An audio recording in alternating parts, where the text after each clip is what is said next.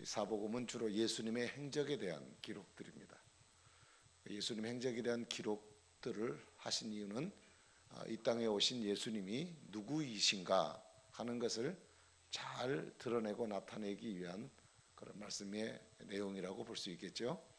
마태복음 16장 보면 한 번은 제자들에게 예수님이 물었습니다. 사람들이 나를 누구라고 하느냐 그렇게 물었잖아요. 그러니까 여러 종류의 얘기를 했습니다. 뭐 선지자 중에 한 사람이다.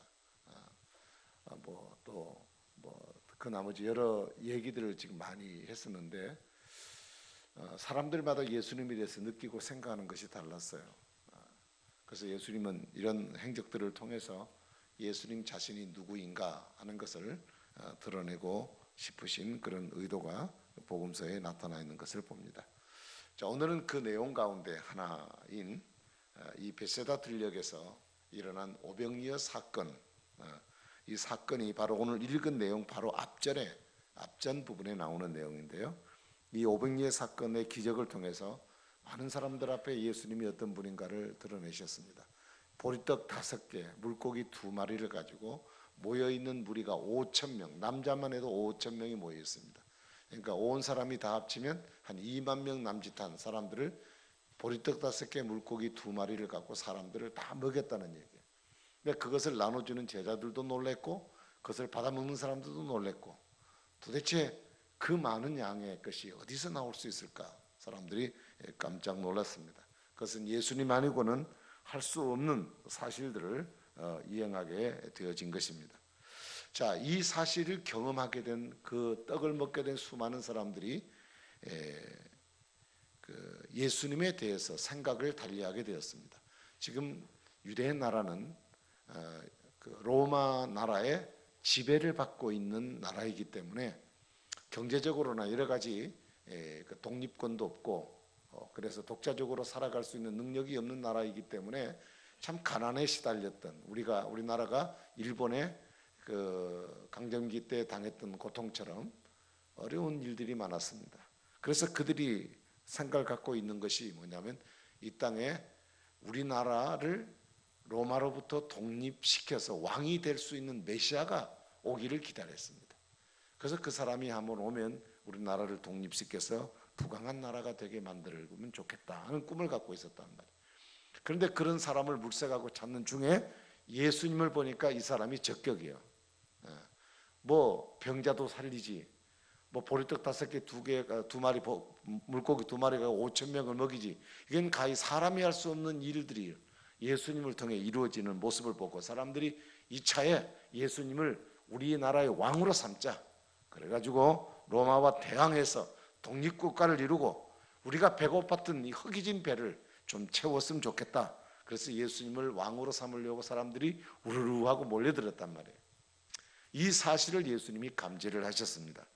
그래서 제자들을 재촉을 했어요. 그래서 군중들이 접근하기 어려운 지역으로 다 내몰아 가셨어요. 그래서 제자들은 배를 타고 건너편으로 가게 되고 예수님은 산속 깊은 곳에 가서 기도를 하게 되셨습니다. 자, 아우성치던 무리들을 떠나서 제자들도 한숨을 돌리고 여유를 찾았을 때 벌써 하루 해가 지고 낙조가 되는 그런 시간이 되어졌습니다. 자, 제자들이 배를 타고 밤에 가게 되다가 한밤에 갑자기 바람이 일어나기 시작하더니 아주 순식간에 제자들이 어떻게 이 문제를 해결할 수 없을 정도의 힘겨운 상황에 지금 이르게 되어집니다. 주변은 이미 땅거미같이 덮고 그리고 도움을 청할 만한 주변에 사람도 없었습니다. 예기치 않았던 상황에 모두가 다 생명의 위협을 느끼고 그리고 당황해야 하는 모습이 제자들에게 역력한 것을 보게 되죠. 그래서 어둠이 내려앉은 초저녁부터 밤 사경까지 거의 한 10시간이 넘도록 바람과 사투를 벌였던 이 제자들의 현장은 그야말로 공포와 두려움 그 자체가 아니었나 하는 생각을 해봅니다. 자, 그런데 이런 상황 가운데 처해 있는 가운데 오늘 본문에 보면 예수님의 행동이 이상한 부분이 나옵니다.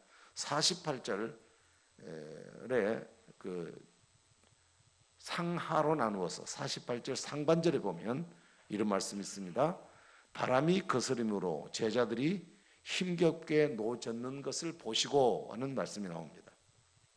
여기서 보셨다 하는 말이 나오는데, 이 부분은 예수님은 제자들이 지금 풍랑을 만나서 힘겹게 살아가고 있고 풍랑을 이기기 위해서 힘든 과정을 겪고 있는 모든 상황들을 주님은 처음부터 보고 계셨다, 그런 뜻입니다.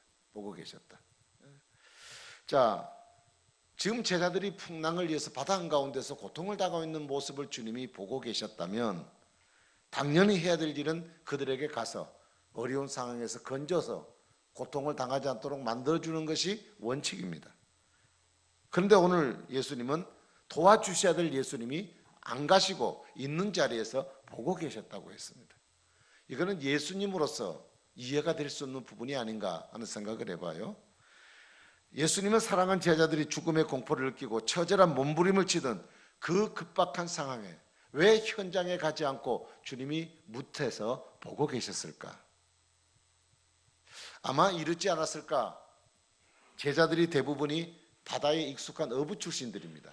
그러니까 상황이 지금 이쯤 되어도 이들은 능히 이 문제를 해결해 나갈 수 있을 것이다 라고 생각을 했는지, 아니면 이 어려움에 처해 있으니까 이것을 통해서 특별하게 훈련시키는 기회로 삼겠다고 생각했는지, 그것은 성경에 정확하게 우리가 표현할 길이 없지만, 그래도 이 문제를 그대로 방치해 두었다가 만일 파도가 너무 세서 배가 전복이 되어버린다든지 어떤 물체에 의해서 부딪혀서 좌초가 되어버린다면 이 극단적인 상황 속에 이 문제의 책임이 누구에게 돌아가겠는가?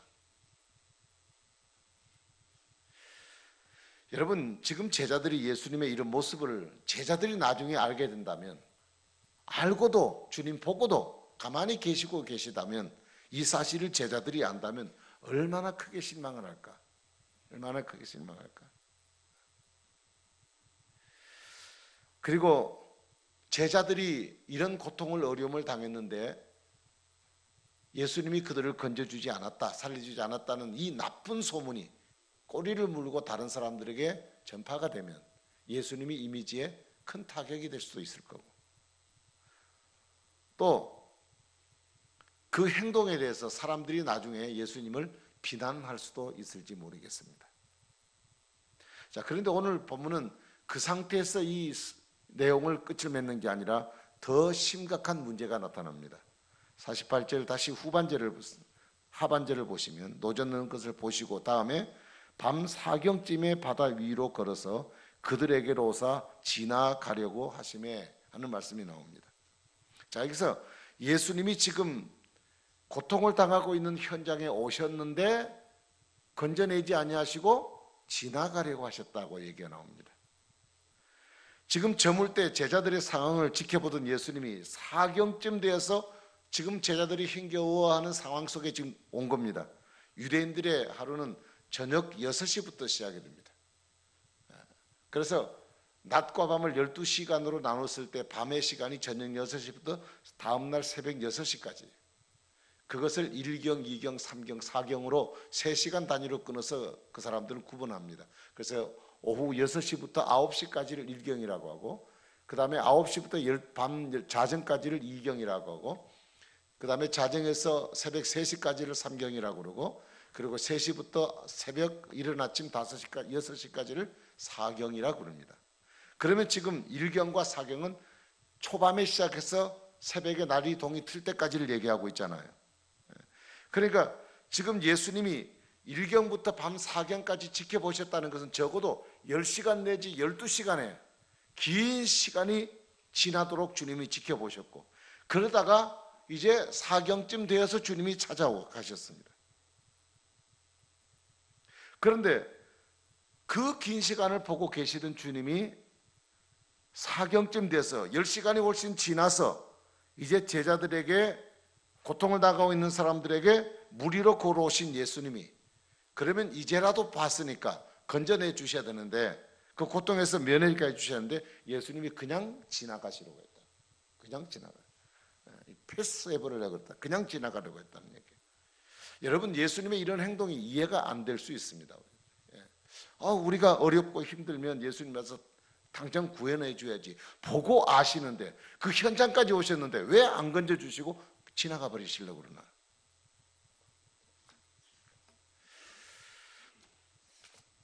우리는 이 거듭되는 부분에 예수님의 행동에 대해서 의심을 가질 수밖에 없습니다. 우리가 알고 있는 예수님은 모든 문제 해결자라는 것을 아십니다. 예수님이 함께 하시면 언제 어디서 어떤 문제가 일어날지라도 예수님이 함께 하시고 예수님이 그 현장에 오시면 아무 걱정할 필요가 없는 예수님으로 알고 있습니다. 그런데 예수님께서 제자들을 도우시려고 오신 것이 아니라면 도대체 그 시간대에 바다 위까지 걸어오시면서 그들의 곁을 지나가시는 이유가 도대체 뭐냐? 예수님의 이런 행동에는 반드시 이유가 있을 겁니다. 이유가. 우리가 모르는 이유가 있을 거란 얘기죠. 분명히 이 부분에서 주님이 보고 계셨고 지나쳐 가시는 예수님, 사람들은 섭섭해할 수 있고 왜 그럴까라고 의심할 수 있지만 예수님은 그 부분에 대해서 목적된 의도가 있다는 거예요. 의도된 목적이 있다는 것이죠. 자, 우리 52절을 우리 같이 한번 읽어보도록 하겠습니다. 자, 시작. 이는 그들이 그 떡 떼시던 일을 깨닫지 못하고 도리어 그 마음이 둔하여졌습니다. 여기 마지막 부분 보니까 제자들의 마음이 둔해졌다는 말이 나와요. 이 둔해졌다는 것은 돌같이 굳어졌다는 뜻입니다. 다시 말하면 제자들의 생각이 고장이 나버렸다는 거예요.